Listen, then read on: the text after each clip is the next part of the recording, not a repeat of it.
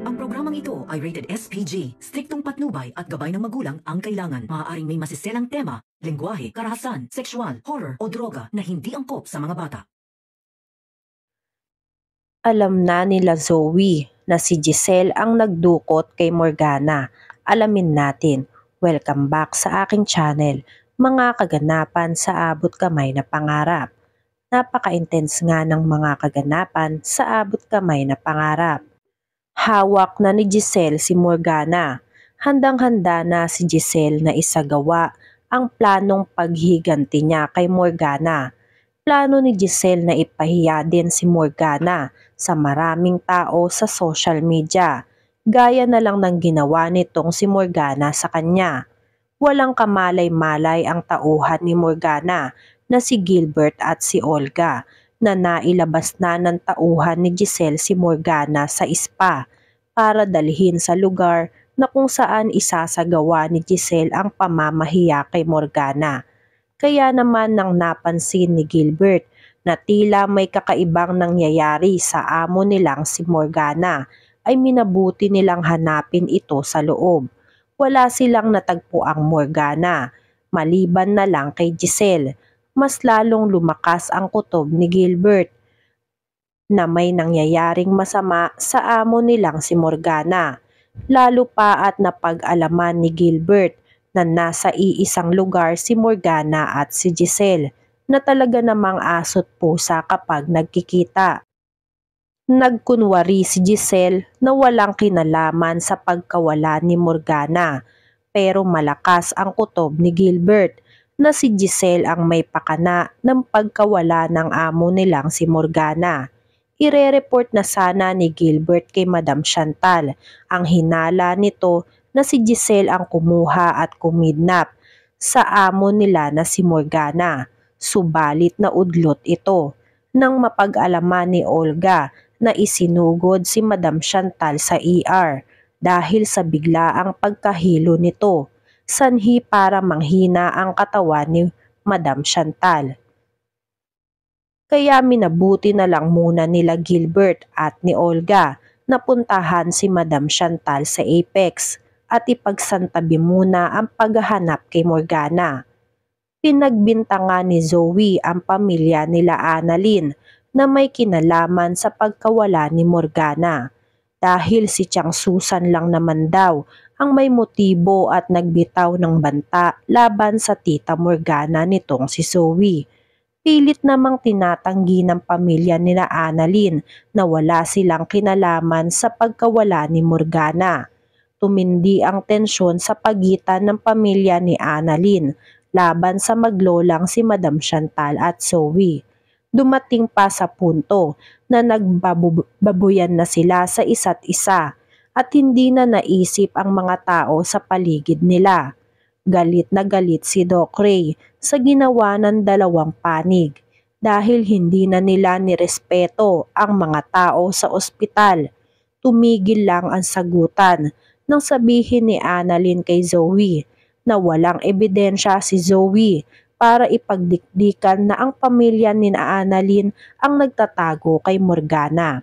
Kaya napahiya ang maglolang si Madam Chantal at si Zoe sa harap ng maraming tao sa Apex dahil sa pambibintang ng mga ito nang wala namang ebidensya. Bumalik na ng opisina si Madam Chantal at si Zoe, habang sila Gilbert naman ay pinaghahanap na muli dito kay Morgana. Natatakot si Madam Chantal na baka kung ano na ang nangyari sa anak niyang si Morgana. Ayon sa obserbasyon nitong si Madam Chantal, walang kinalaman ang pamilya nila Lynette sa pagkawala ng anak niyang si Morgana. Naisip ni Zoe si Giselle. Si Giselle ang pupwedeng dumukot sa tita Morgana niya. At naghihiganti lang ito dahil sa ginawa ni Morgana na pamamahiya dito kay Giselle. Habang nag-uusap ang maglola at iniisip kung sino at saan dinala si Morgana, ay biglang pumasok itong si Daphne. Humahangos ito papunta sa kanila. Nagtataka naman si Morgana at si Zoe kung bakit parang natataranta si Daphne. Agad-agad pinakita ni Daphne ang video sa cellphone niya. Napanood nila si Morgana na pinapahirapan sa isang farm habang naka-costume ng parang baboy at nakaposas ang mga paa. Naawa si Madam Chantal sa nangyari sa anak niyang si Morgana, kaya mas lalong lumakas ang kutob ni Zoe na walang ibang gagawa nito kay Morgana kundi ang tita Giselle niya. Galit na galit si Zoe at si Madam Chantal. Nagsabi si Zoe, "Sinasabi ko na nga ba, sinabihan ko na kasi si Tita Morgana na mag-ingat dahil kilala nila si Giselle. Hindi titigil si Giselle hanggat hindi makakapaghiganti kay Morgana." At tama nga si Zoe. Sa kabilang banda, nagtataka sila Lynette kung bakit sila ang sinisisi nitong si Zoe na may kinalaman sa pagkawala ni Morgana. Samantalang bising-busy sila sa pag-aasikaso sa kalagayan ni Tiang Susan. At isa pa nga ay walang balak sila Lynette na itago kung saan man si Morgana para lang makapaghiganti dahil hindi nila kasing sama itong sila Morgana. Iniisip ni Josa kung ano ang mga pupwedeng maging posibilidad na mangyari kay Morgana. Nagsabi si Josa na baka kinidnap for ransom si Morgana dahil isang Chinese itong si Morgana. O kaya naman ay may taong nagawa ng masama si Morgana kaya kinuha at kinidnap si Morgana. Habang iniisip nila kung saan napunta si Morgana, biglang dumating sila Nurse Karen. Nagsabi itong si Nurse Evan na alam na nila kung nasaan si Morgana. Gulat na nagtanong si Lynette, nasaan si Morgana? Pinanood ni Nurse Karen kina Lynette ang video na kumakalat sa social media. Nagulantang si Lynette nang makita si Morgana na pinaglalaruan at pinag-costume na parang isang baboy. Tuwang-tuwa sila Josa sa napanood nila. Nagsabi si Josa, "Buti nga sa iyo Morgana, napakasama kasi ng ugali mo."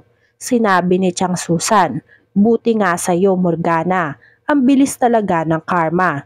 Hindi pa ako gumaganti pero may gumanti na para sa akin." Hindi pa din nila mapigilan ang pagtawa dahil naging katuwa-tuwa talaga si Morgana sa video na in-upload online ng kung sino man. Kaya naman nagtataka sina Annalyn kung sino kaya ang may gawa nito kay Morgana at bakit in-upload din ang video ni Morgana sa social media.